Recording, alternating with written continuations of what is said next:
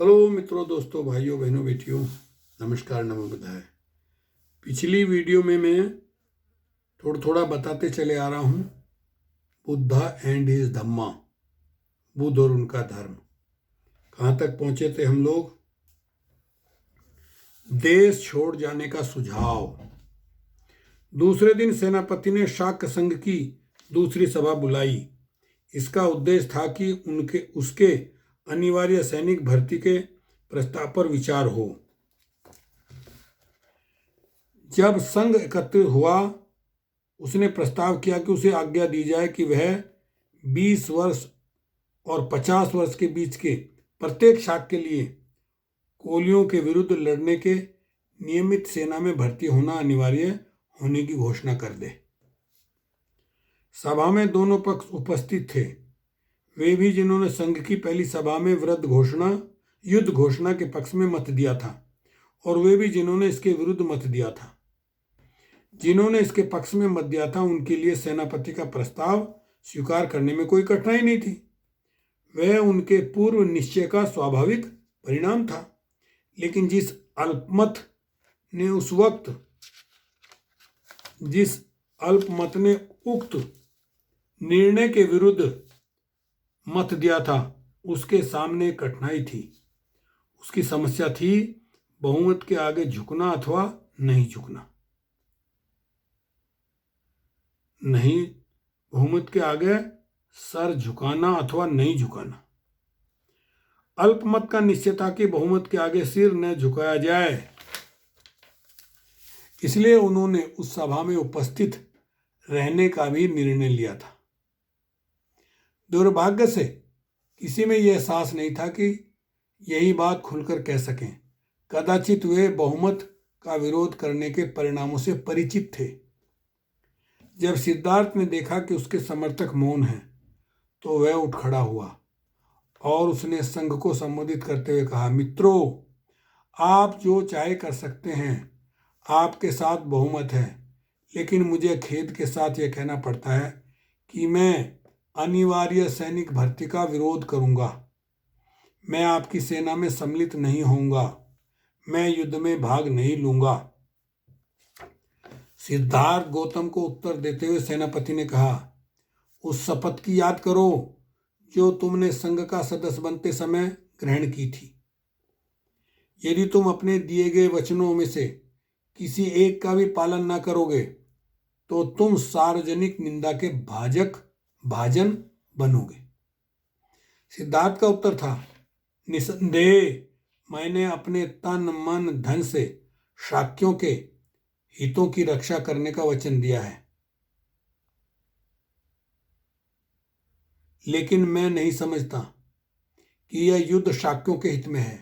शाक्यों के हित के मुकाबले में सार्वजनिक निंदा का मेरे लिए कोई मूल्य नहीं। सिद्धार्थ ने संघ को इस बात की याद दिलाई और सावधान किया कि कोलियों से निरंतर झगड़ते रहने के कारण शाक्य संघ में बहुत कुछ कौशल नरेश के हाथ का खिलौना बन गया है। इसकी कल्पना करना आसान है कि यह युद्ध शाक्य संघ की और भी अधिक दुर्बल बना देगा,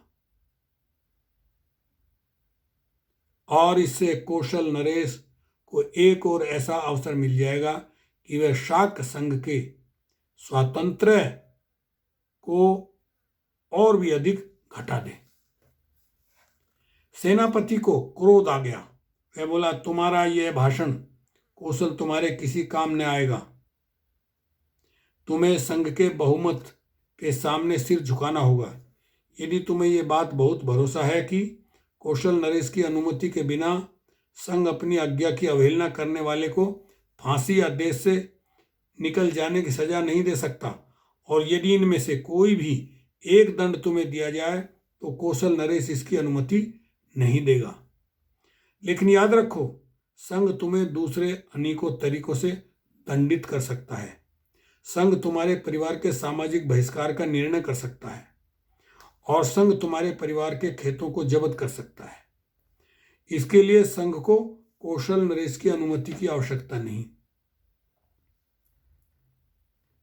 सिद्धार्थ ने समझ लिया कि यदि उसने कोलियों के विरुद्ध युद्ध घोषणा करने के प्रस्ताव पर अपना विरोध जारी रखा तो उसके क्या क्या दुष्परिणाम हो सकते हैं।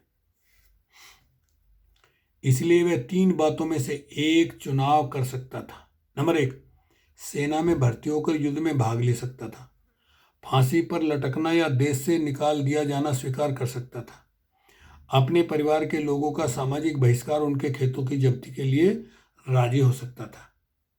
पहली बात वह किसी भी हालत में स्वीकार नहीं कर सकता था, वह इस विषय में दृढ़ था। तीसरी बात पर वह विचार तक न कर सकता था। इस परिस्थिति में उसने सोचा कि उनके लिए दूसरी बात ही सर्वाधिक मान्य हो सकती है।